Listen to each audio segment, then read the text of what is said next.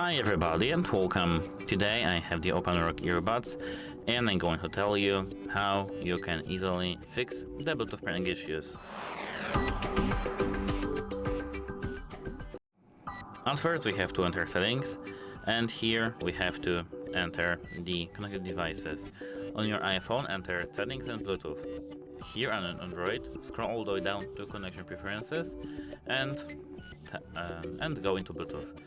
Here on iPhone, disable Bluetooth, and the same on Android. Then put both earbuds into the case. Here you just have to place them here and close the case. And after 10 to 20 seconds, check if you can connect with your earbuds. If you can't connect with your earbuds, you have to do a hard reset. To know how to do a hard reset, check our channel because we have a video for that. Then open Bluetooth and check if you can pair with them. If you still can't pair with them, you have to contact the device support because something in your headphones may be damaged. Goodbye!